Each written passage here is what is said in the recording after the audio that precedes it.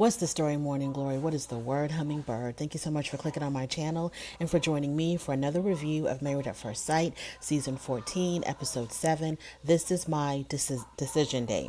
So let's start off with Lindsay and Mark. So Mark starts off by telling us that he really appreciates how Lindsay is very loving, that she's such a caregiver, but he's never really had that in a romantic type of relationship. So this is the day where everybody is supposed to be moving in together, everybody except for one particular couple. So they are going to go to their individual homes first to get whatever items that they want to get to take with them into their new apartment that they're going to be sharing together. So when Lindsay goes to Mark's apartment, before they even enter the apartment, they both have to be completely dressed up like in a hazmat suit or something, but completely covered up from head to toe, mask, all of that, because Mark has a bed bug infestation in his apartment and they don't want to bring that back to the apartment that they're going to be sharing together. So when they go inside the apartment, the first thing that I realized that on every single wall, he's got some type of quote or some type of inspirational writing. And I remember Lindsay said that she didn't like that. And at first, he said that he didn't have that on the day that they got married. When she asked him, "Are you a live, love, laugh kind of guy?" and he was like, "What's that?" And she said, "Do you have a whole bunch of writings on your wall?" And I thought he said he didn't, but evidently he does. And he has just about every wall has some type of a quote or some type of a writing, and it was just, for me, that was just way too much. It was a little bit overwhelming, but whatever. If he likes it, we love it. So as they're packing up his stuff, he doesn't like how she's handling his items because she's very fast and she's just kind of like, I think if she had it her way, they would throw everything away and he would take nothing back to their joint apartment, because the way she was just sort of like very like, just, I don't know what's the word. She was just like really like, do you need this? Is this trash? And she was just like stuffing things in trash bags. And he was like, he didn't like how she was handling his stuff. He really didn't like it. And she was knocking stuff off of the dresser. And he was like, this is the reason why I didn't want you to touch anything. Just leave it alone. And then there was a suitcase that was full of his baseballs, I guess, that he collected when he was a child. And she, leave it up to her, she would have thrown that away. She thought that was trash. And he was like, "No, don't throw that away. That's my collection of baseballs. That's very sentimental to me." And he really didn't like how she was going about stuff. Like, she just really didn't care. Like, she really just wanted to get the hell out of there. Like, she was just trying to rush through everything, and he really didn't like that. So when they go to her apartment, Lindsay has a lot of plants, and she has named all of her plants. They all have a name, and she talks to them, and they look like they're flourishing. So whatever she's doing a really good job, because her plants look really healthy. But she has a very small apartment, and he really didn't care for that, because I think the plan is that if they do decide to stay together, that they were going to move into her apartment, because him and his landlord are having issues, and he's got bed bugs and all of that. So he's looking around and he's like, "I don't really know about this," because it's a very tiny apartment. And I think it's like just like an efficiency with just one room. And then she has a bed that folds up and down. And then she has like a very tiny kitchen and a whole lot of plants. She also has a device called a squatty potty. And it's this wooden device that you put on your toilet.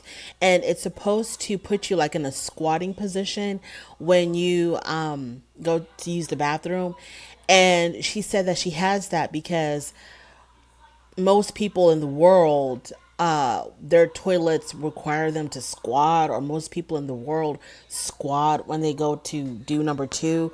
So it puts you in a squatting position instead of a sitting position. And I was just like, they could have kept that out of there. Wow. And he didn't look very pleased about the squatty potty either. So that's that. Let's move on, please.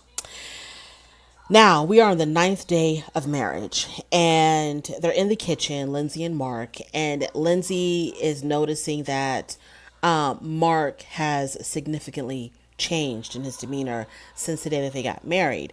So Lindsay tells us that his grandmother is not doing very well. She's down to 70 pounds, and the landlord is still being ridiculous. And all of this is causing him a lot of stress. And the stress is causing him to kind of like, he's becoming a different Mark, according to Lindsay. So she says that Mark has an on-camera persona and he has an off-camera persona. And when he's on camera, he's on. He's like Mark the Shark. He's that great lovable guy that we all love. But then when the cameras are not there, I guess he's a little bit more reserved. And he's a little bit darker. I don't know, but she claims that he's got two different personalities depending on whether or not the cameras are there. So she says that and it's driving her crazy. The way that he switches like this is just absolutely driving her crazy. So Lindsay tells him, this is when they're in the kitchen, and she tells him that she's noticed a huge shift in his demeanor, and that ever since the landlord thing started, he's completely changed. And she tells him that there's two sides of you. You have an on and you have an off. You have an on camera and an off camera personality. And he completely denies it. He's like, no, that's not true. And so then she says she's really frustrated and that she just needs him to leave because she needs to be alone. And then he says to her, well, if you need to be alone, then why don't you leave? And then she's like, no, I'm not going to leave. I need you to leave. So then he walks out of the kitchen to give her space. Now we're on the 10th day of marriage. This is the day that they're going to have their visit with Pastor Cal. Now, Pastor Cal comes over, and in his confessional, Mark says that how Lindsay says things really turns him off because she can come across very condescending. So they have this communication issue that they need to try to get resolved. So when Pastor Cal is there, Lindsay says that she lets it all out. She didn't hold nothing back. Lindsay says that he isn't giving her the best of him. She says that he's changed from being open and vulnerable and affectionate to now he's very closed off, distant, and he won't even hold her hand. She says that she feels insulted and she feels offended by him and by his behavior. Now, if they were dating, this would have been the part, I think, where they would have broken up. But because they're not dating, they kind of have to stick it through and try to work things out. So because he can't just break up with her and leave, I guess he has a tendency to just shut down when he's feeling kind of uncomfortable or overwhelmed by the relationship. So Pastor Cal says to Mark, he says, it seems like you're the kind of person you're scared to say things to her. And Mark said that because he doesn't really know her, he doesn't really speak up. And then he says that from the moment that he met her, there's been like different sides of Lindsay, and he's been trying to catch up with all of them. He says, for example, when they first got married, it was a lot for him. It was really a lot. And then he says that then there had the incident on the plane, so he had to adjust to that. Then he says that when he tried to, like, him trying to catch up with all of all these different Lindsays kind of had made him slow down a little bit. And so he said that I respected her enough to communicate with her and to tell her how I felt and what I was struggling with.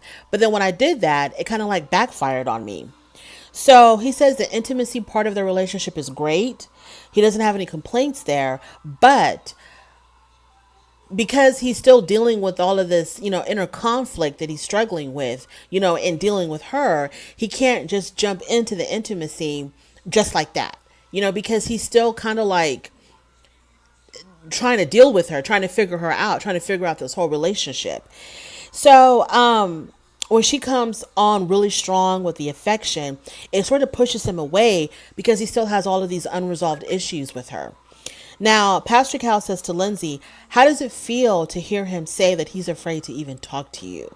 And Lindsay was very dismissive of that. She was like, I don't give him a reason to feel that way. So she completely dismissed that whole thing. Everything that he said, she was like, I don't even know what he's talking about because it's just one long run-on sentence. And I don't give him any reason where he would ever feel like he can't talk to me.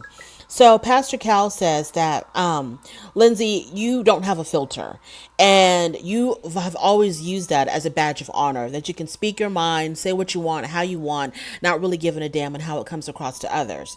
But you're in a situation now where that really can't be used as a badge of honor.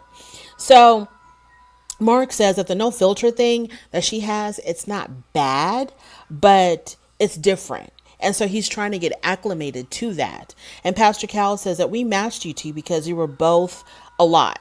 Now, when he said that,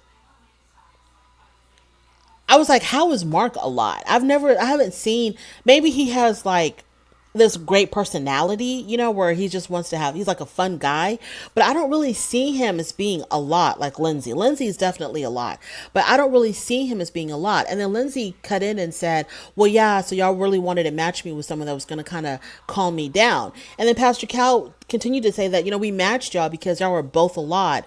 And so we thought that's why y'all would be good together, because if we matched Lindsay with someone who was really mousy, really quiet, she would just run all over him. But I'm like, isn't that what she's doing to Mark? Isn't she kind of like running all over him now? Because he's shutting down. He's not matching her a lot with his a lot. She gets a lot and then he gets quiet and then he shuts down and he backs off. So I don't know why Pastor Cal said that Mark was a lot. So, and I want to know, did Mark want someone who was a lot? Is that what he wanted as well? So Mark says that he wants to handle things on his own. That's another issue that he has, how she just kind of bulldozes over everything. So when there's an issue, when he had the issue with the landlord, he had his own way of dealing with it. And she just kind of stepped in and took control. And, that's when she said that she's a mama bear. She's very protective of her people. And so she was going to, take care of this. And Mark is like, that's not really, how I wanted it to be done. I wanted to handle my problems my way. And so Pastor Cal says, well, you need to give him, he tells Lindsay, you need to give him of yourself, give him like small doses of Lindsay. He can't take you in like one big chug. So you have to give him small doses of yourself.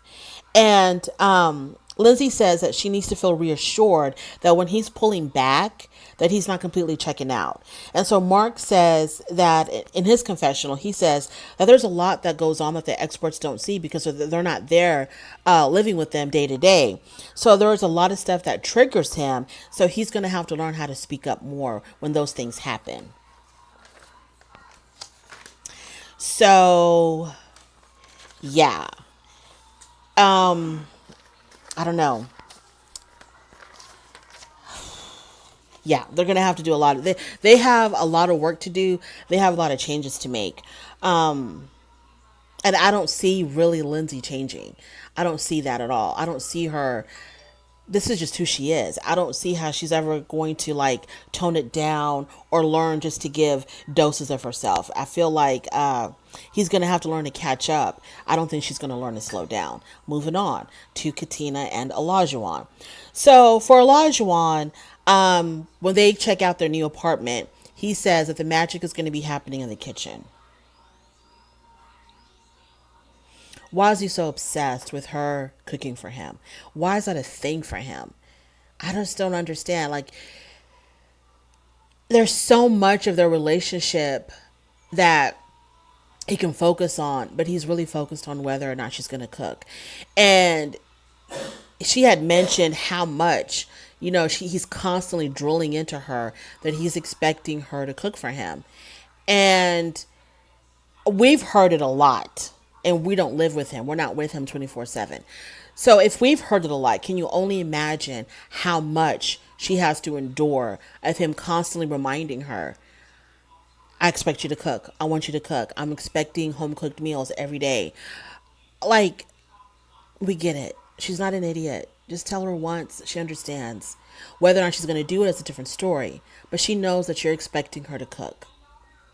I don't know if to him the cooking thing is like it's controlling for him. Like that's his controlling nature, that he wants her to cook.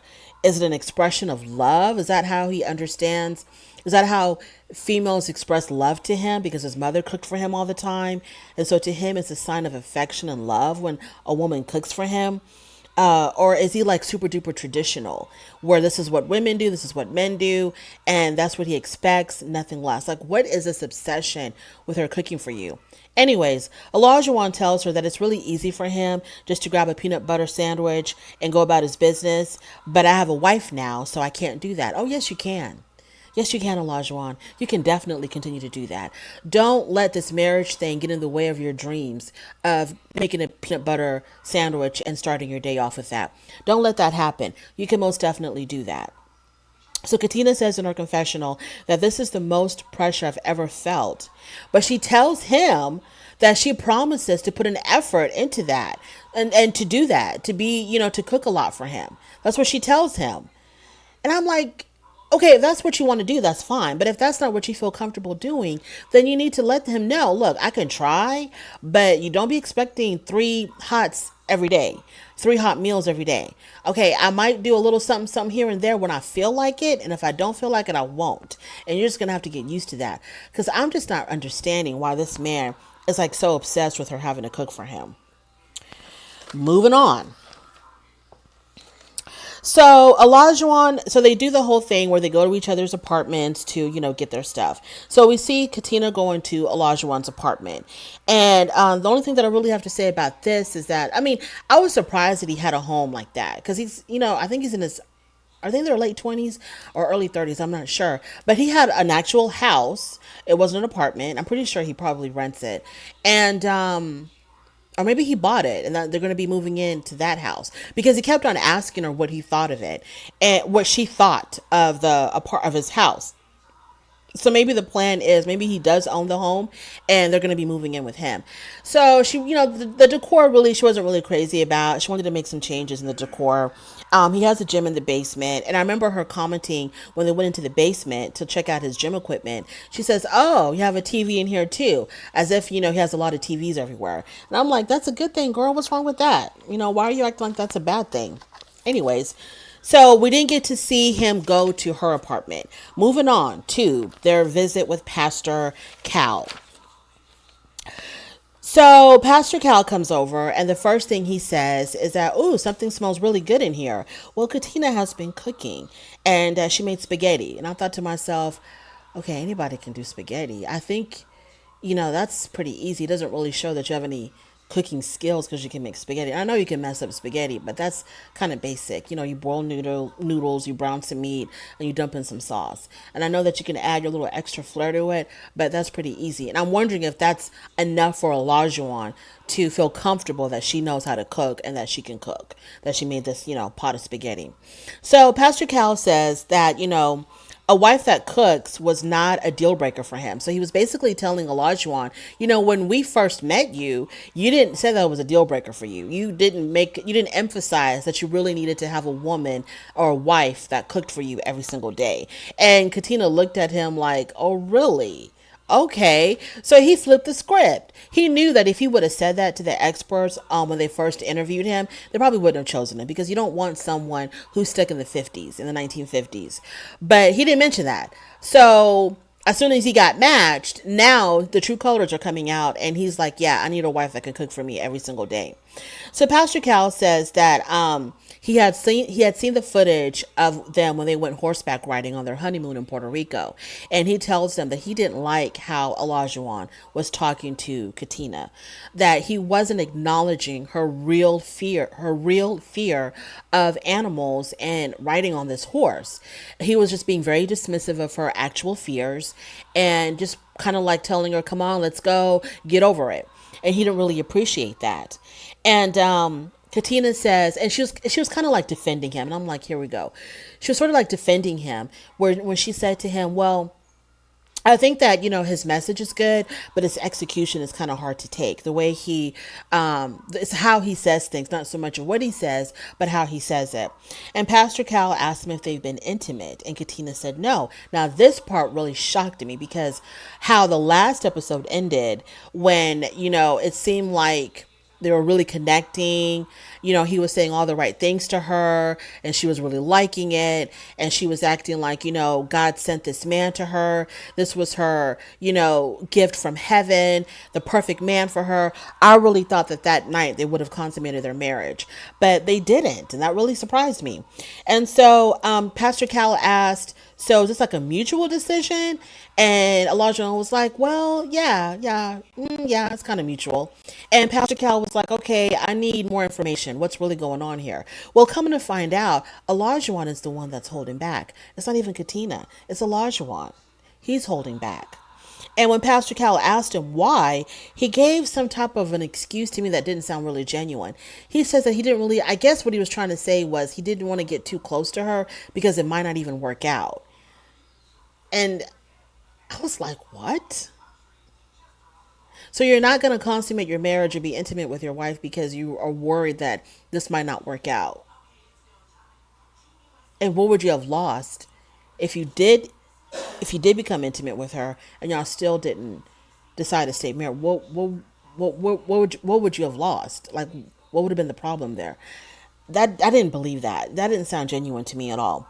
So Pastor Cal says, well, if you've made the decision to stay married and that's what you decided to do, then you're going to stay married. So it doesn't matter what you do or what you don't do.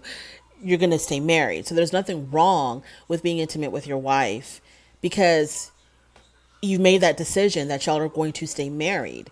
This is a lifelong decision. This is it for you. So go ahead and, do what couples do and be intimate with your wife. It's not a big deal. Y'all are married. But don't feel pressure from me. I'm just letting y'all know that it's perfectly okay because if you made the decision to stay married, then you will stay married. So just go ahead and act like a normal husband and wife. So Pastor Cal, that Olajuwon's refusal to be intimate with Katina might make Katina feel less than desirable. And Katina agreed that, yes, that is true. I do feel that way. And so then Olajuwon was like, I don't know why, because I tell her all the time. And Pastor Cal was like, no, talk is cheap. You telling her is not enough. You're going to have to really show it to her. And he was like, and I can't even keep my hands off of her. And Pastor Cal looks at him and he's like, okay, I get it. I understand. Yeah. That really took me for a loop. That it was Olajuwon that decided to not be intimate with Katina. Moving on. Yeah, that was weird to me. Alyssa and Chris.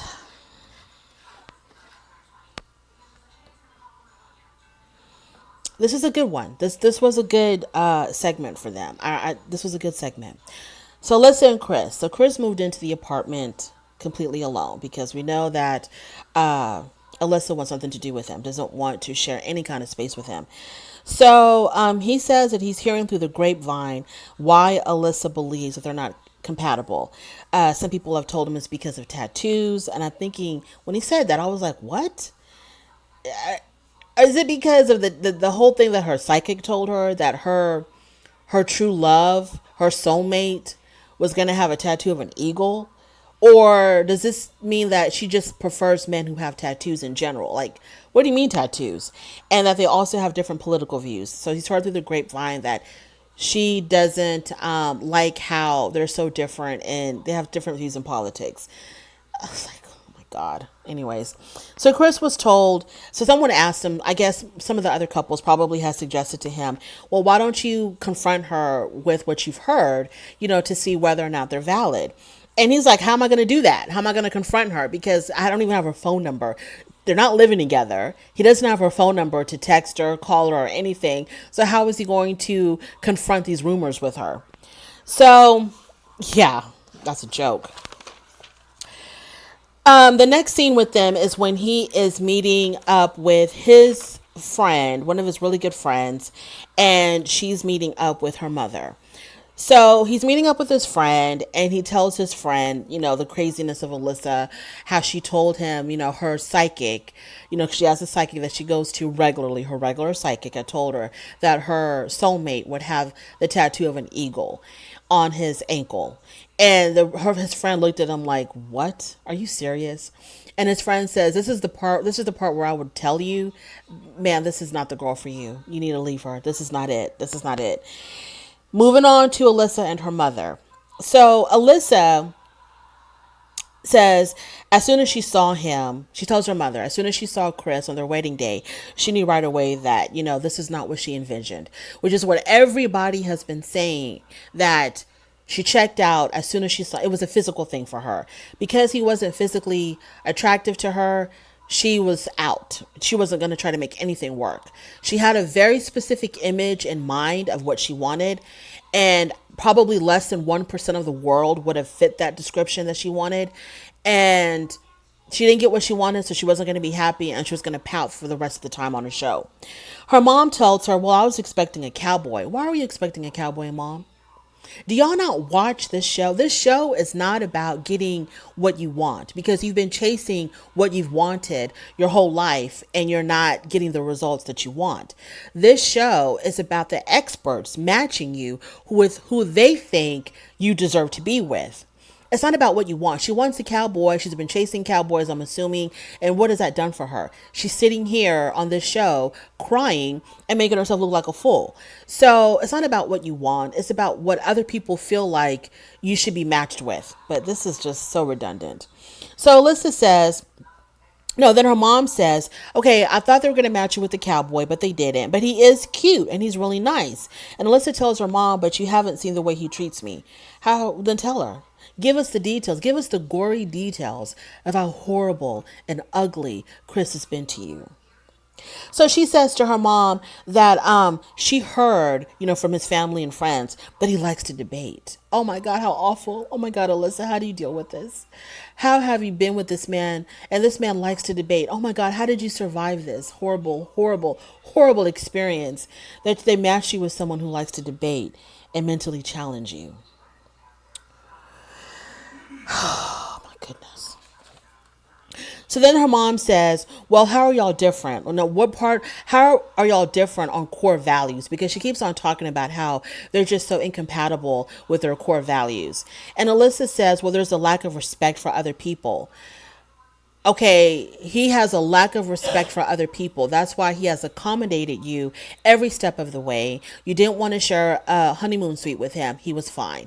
You didn't want to go snorkeling with him. He was fine. You didn't want to move in with him in the apartment. He was fine. That's his disrespect to other people. Gotcha.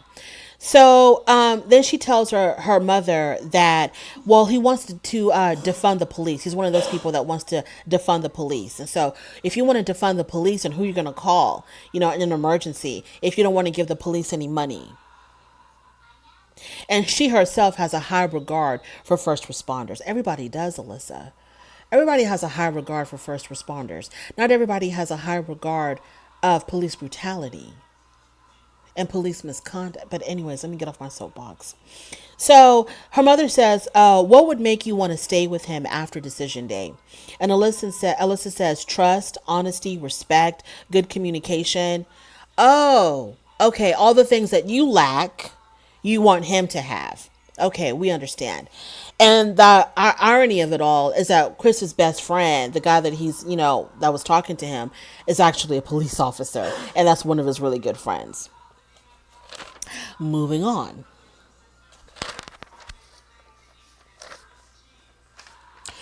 So Alyssa and Chris have their visit with Pastor Cal. Obviously, Alyssa wasn't there because they don't live together. So she actually had to make a visit to her husband's apartment. So she comes over. They have like a brief greeting. There's no hug, no kiss, no nothing.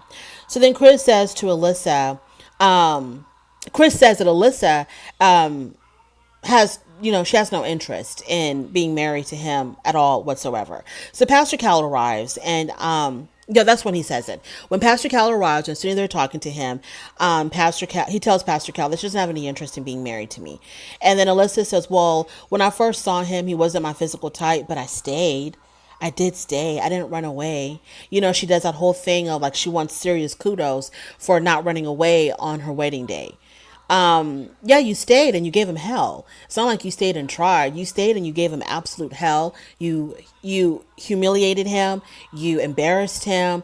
You talked about him like a dog behind his back. You painted this picture of him being this really awful person, and he's not. Yeah, you stayed to basically almost ruin his life and his reputation. So I don't want to go. Okay. So anyways, Pastor Cal says, well, she talks about how she really wanted to try to make this work. She said that she started feeling really nervous when she spoke with his family and friends.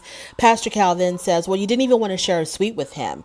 And you were showing him a pattern of not wanting to be around him. And then Alyssa says, well, living together was not going to be an ideal situation for her because they have two really big dogs. And she says that she's allergic to new dogs. Yeah, she also has an allergy to dogs. Even though she's an animal lover and she has a dog, she has an allergy to dogs. And so I guess when she realized how stupid that sounded, as soon as those words came out of her mouth, she changed it up and said, oh, I have an allergy to new dogs. I'm not allergic to my own dog because I'm used to him. I just have an allergy to new dogs. And plus he has a husky, and huskies have really long hair, and it flares up my allergies. And then Chris said, well, my dog has the same length of hair as your dog. And then she goes, well, huskies shed a lot. So then Pastor Cal goes on to say that they were matched because out of all the documents that Chris and Alyssa had sent into the show, whatever documents and all this stuff about them, they looked at it really closely and they realized that they would have been a really good match for each other because they were compatible on so many levels. And so that's why the experts matched them. And, I mean, how? I mean, like, anyways, so I'm just befuddled. That's all. So then, when Chris gets a chance to speak, he basically says, I want a divorce. He says, this is not going to work. She's not here for the right reasons. And so this is absolutely pointless. And of course, I'm paraphrasing. And Alyssa was like, well, when you say that I'm not here for the right reason, that's very triggering for me. She goes, I am here for the right reasons. I'm not here to be on TV. I am here for the right reasons. And Chris doesn't believe it. He doesn't buy it. He's like, I don't think she's here for the right reasons. And he says, for me, it went from taking it slow because she wanted to take it slow. Then it went to me like chasing her. And I'm not going to do that. I'm not going to chase anybody. And he says, you have a lot of reasons to be here, but being married is not one of them. Alyssa says that she came here for the right reasons and blah, blah, blah. And Pastor Cal basically agreed with Chris. Like, yeah, this has got to be the end of the road. This is the end of the road. And I'm so glad that Pastor Cal did not try to convince Chris to stay in this loveless, abusive marriage. I'm so glad that he didn't try to convince him to stay because I was really worried that he was going to do that psychotherapy talk on him and say, well, you need to stick it out. You're married now. You have to try to make it work and blah, blah, blah. No, Pastor Cal saw the writing on the wall. Pastor Cal knew what's up on this marriage, on this woman, and he totally agreed with them not being together anymore. And I was so happy because that is the best decision that Chris could have made. Even though most likely on decision day they would have chosen to get a divorce anyway, he doesn't need the headache, the humiliation, the trouble, the hell that he would have gone through to stay on this show with this woman. Whether she moved in with him or not, it would have been hell either way for him. And I'm so glad that he made the decision to leave the show. So best of luck to Chris. I hope he finds whatever he's looking for in life, and I hope that his path and Alyssa's path will never have to cross again. And I pray to God that we never, ever have to see Alyssa ever again. Moving on to Jasmina and Michael. So we come to find out, and I don't remember this on their wedding day, but maybe I don't remember this, that she had mentioned on their wedding day, her roommate was there at the wedding, and she had told Michael, you see that guy over there in the hat? Well, that's my roommate. So, she had let us know, or let Mike know at least, that her roommate was a male. And so, so she's used to living with the man because I think they're in their new apartment together, checking things out, and they're talking about, have you ever lived with a woman? Have you ever lived with a man? And that's when Jasmina says that she, obviously she's lived with a man because her roommate's a man. And Michael distinctly told her that he had never lived with a woman. So then Jasmina says that she's not going to be moving in right away because she has to deal with her dog. She has to make sure that, her dog gets put in a really good doggy daycare. So she's got some loose ends to tie up for her pet. So she won't be moving in right away, but she will definitely be moving in a couple of days. And so Michael really doesn't believe this, and he thinks that it's just a cop out for her not to move in with him. And she was like, no, I'm really trying to deal with my dog. I'm not trying to find an excuse just to not live with you. Well, we do find out later that actually it had nothing to do with her dog. She just had to get herself together before she made this drastic move in her life to go live with this man. So Dr. Viviana mentions to us that couples who don't move in together, they face a disadvantage, but they can't force people to live together. So she decided that she wasn't going to do it right away, and that was her prerogative. So moving on. So after moving in, they're like, unpacking their stuff, and it comes out that Michael actually has. Oh, wait a minute. Before we go to that part, when they go to each other's houses, so they went to Michael's house, and Katina says in her confessional that she admitted, this is when she talked about how, she didn't want to move in right away because she just really wasn't ready to do that. She says that she had to like regroup and reset and be like mentally prepared to move in with this man. So she needed a couple of days alone to just kind of get herself ready. So when she goes into his apartment, they go into his bedroom, and there's a painting above his bed of a nude woman, and she asked him, so who's that? And he was like, well, it's nobody in particular. It's just a painting that one of my friends gave me, and there's Christmas lights that are they're like the way that you would put up LED lights. Instead of LED lights, they have Christmas lights. He has Christmas lights all over his apartment. And so she's looking around at that, and she's like, okay, that's kind of strange. And then unbeknown to Jasmine, Michael has a female roommate, and we see her like sneak off into some room and shut the door behind her. And that was his roommate. It was a female. And so Jasmine's completely confused. She's like, okay, I thought you said you've never lived with a female before. Your roommate is a female. And I don't remember exactly what he said at that moment, but in her confessional, Jasmina said that she was annoyed and disappointed that Michael didn't tell her. She doesn't care that he lives with a female. What bothered her is that he didn't tell her that, because he distinctly told her previously that he had never lived with a woman. Maybe there was like a miscommunication. I guess because the conversation, no, it couldn't have been a miscommunication, because it wasn't just about living with the opposite sex romantically. It was about living with the opposite sex at all, because she mentioned her own male roommate. And that would have been a chance for him to say, well, I also live with the opposite sex. I have a female roommate. But he didn't. He made it seem like he had never lived with a female before. That was really strange. And something else that I want to know. Why didn't the roommate say hi? Why did she just sneak off? Maybe she didn't want to be on camera. Okay. So Jasmina and Michael, we're still on them. So after they've moved in together now, they're unpacking their stuff. And he clearly had said that he had never lived with a female. So she brings that up. She goes, when we talked about it, you told me that you had never lived with a female. But it turns out that you had. And not just that, but it also came out that he has 2 female roommates. He lives with 2 women. And he didn't tell her that until after the fact.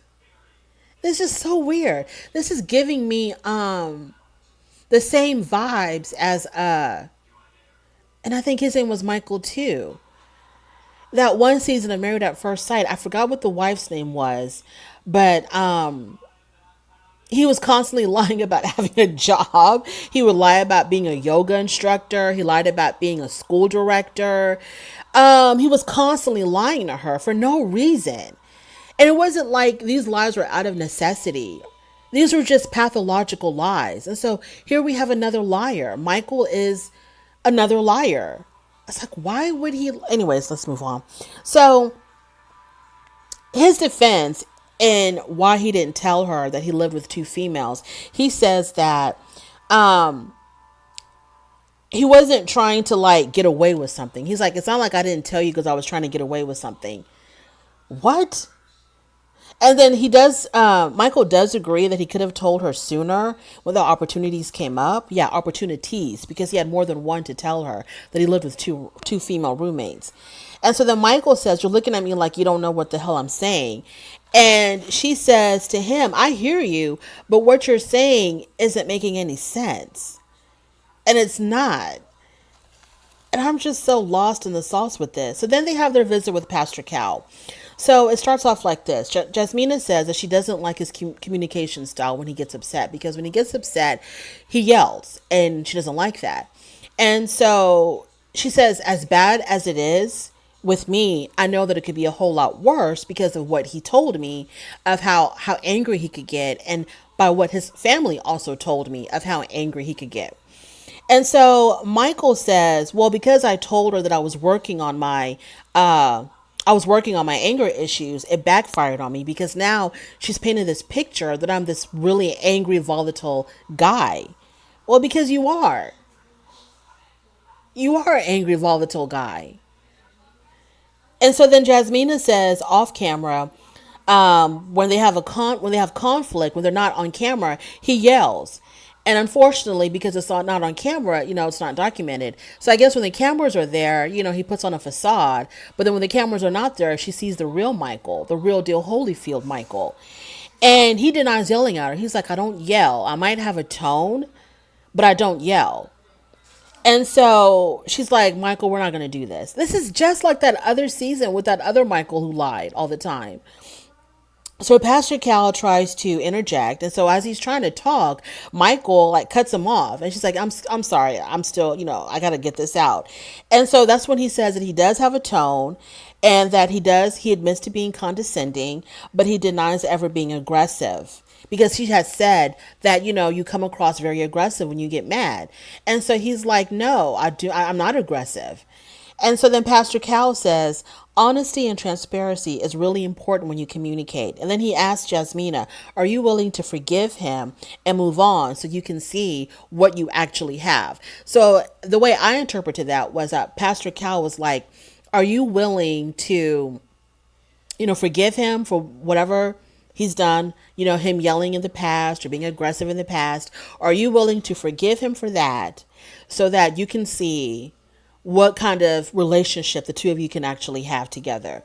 I guess now, don't be so hung up on that. Let's let that go so that we can let this relationship progress, so we can see exactly what we're working with. And so she says, yeah, she's willing to do that.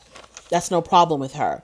And then Pastor Cal says to Michael, "When you talk at her, she feels like you're talking to her like she's she's your subordinate and not your equal." And he says when that happens, so Jasmina, whenever you get that feeling that he's talking at you or talking down to you, you need to let him know, "I'm not your enemy." And then Michael, when she says that to you, you need to correct yourself. You need to change how you're talking to her. And you need to talk to her like a wife. I think that's awesome advice to give to him. But people who have anger issues, they can't control it unless they go get anger issue management or anger issue counseling. They can't control it. It's like that volcano erupts in them, and they can't put it back in. So she can try to let him know. She can say, "Hey, I'm not your enemy. I'm not trying to fight you. We're on the same team." She can say that to him, but like once that flicker goes off, I don't know if he can hold it back. I don't know. Moving on. Oh yeah, so that's where we ended with them. So I don't know if he can do that. I think he has an anger issue, and I think like I said, he's been the baby of the family. The youngest boy, very very spoiled by everybody, and I think that he never learned self control. He never learned to correct himself. I think whenever he would explode, everybody was just like, "Oh, that's just Michael. Oh, that's just Michael." They've learned how to deal with it because they grew up with him. So they kind of learned how to tune him out. But Jasmina hasn't. She doesn't know how to deal with him. So he needs to correct him. But I think he needs anger management. To me, this guy is really wound up, very tense. He's a pessimist. All of these really important people that were close to him have died. He's gone through a lot of trauma. I don't think he's had any therapy. I just don't see this working out without him going to anger management classes, anger management therapy, something to learn to he needs to learn.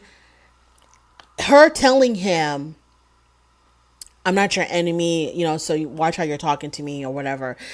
That's probably a good tool for her to use.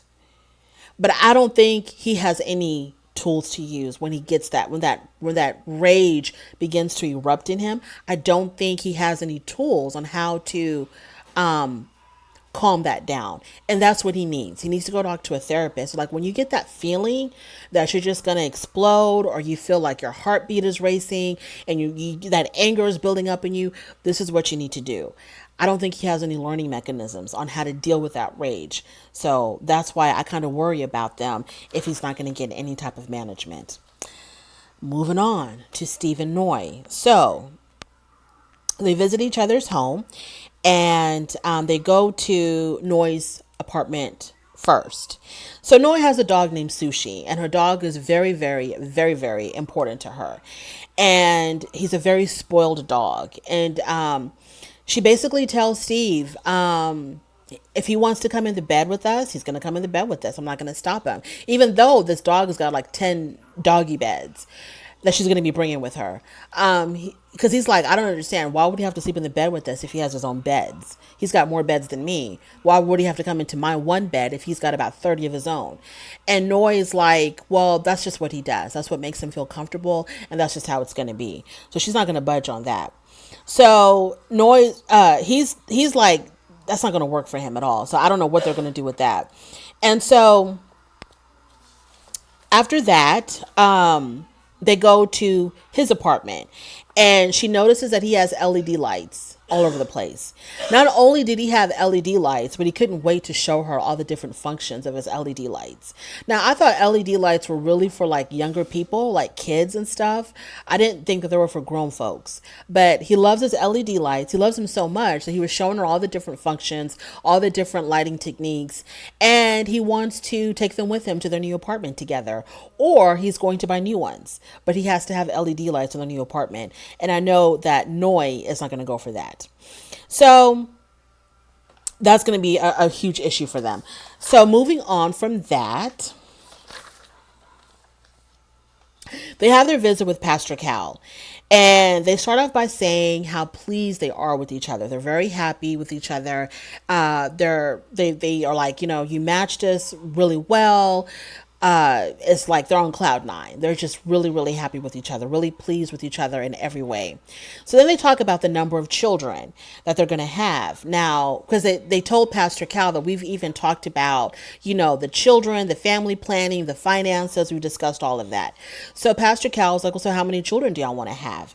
And Steve says that he wants to play it by ear because you don't really know. If you've never had kids, you just can't come right out the bat saying, I want 10 kids, because you just don't know. Okay, you might have that one, and that one might be more than enough for you. And you're like, okay, we're good. Or you might decide that you want to have 5 or 6. It's just how you just don't know. You just can't set a number and be like, this is our goal. This is what it's going to be.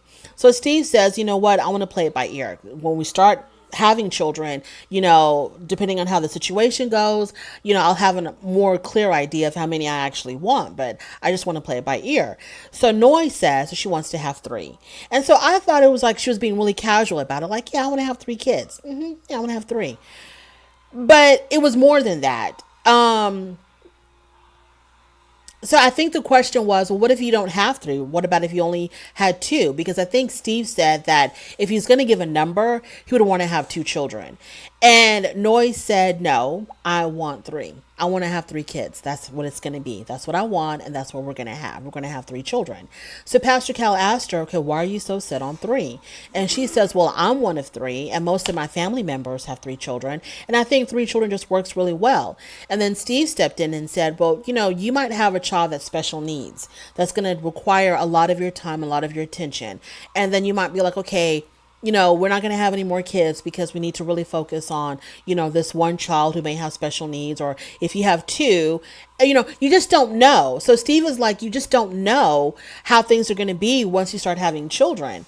And Pastor Cal was like trying to let her know that, yeah, you can't just be so dead set on this particular number. You just kind of have to figure out how it's going to go once you start having children. And it seems like she's like not going to budge on that. She wants to have three. So when it comes to finances, Noi struggled growing up. Her family was poor when she was a child, and so she doesn't want to put her children through that, and she herself doesn't want to go through that. And so Steve, he's a freelancer. He picks up work, I guess, whenever he can get it or whenever he feels like working or whatever. He doesn't have a set 9 to 5, and that kind of worries her. It makes her feel a little bit scared that his finances are not consistent and secured.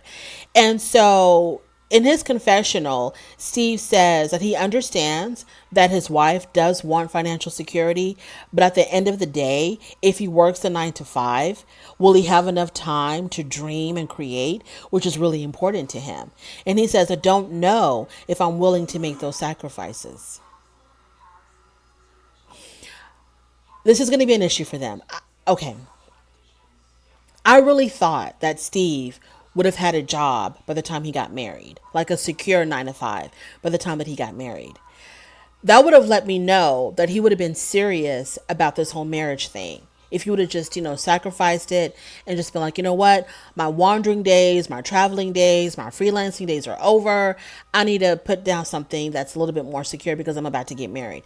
Because he wasn't married by the time because he wasn't working by the time they got married, I was kind of like, yeah, this is how it's going to be. If it wasn't important for him to have a job before he got married, I don't think it's going to be important for him to have one afterwards. And I think this is going to be like a huge point of contention for them. I don't think this man's going to get a 9 to 5. I don't think he's going to compromise on that. I don't know what his deal is. I don't know why he doesn't understand, why he doesn't get it. You need a job with benefits, security, longevity. You're married, you want to have children, you're going to have to change. If you don't want that, that is more than cool. Just don't get married. And don't get married to a woman who does want that. Maybe you should get married to a woman who wants to, be a hippie like you. I don't know what to tell you, but yeah, this is going to be like a huge point of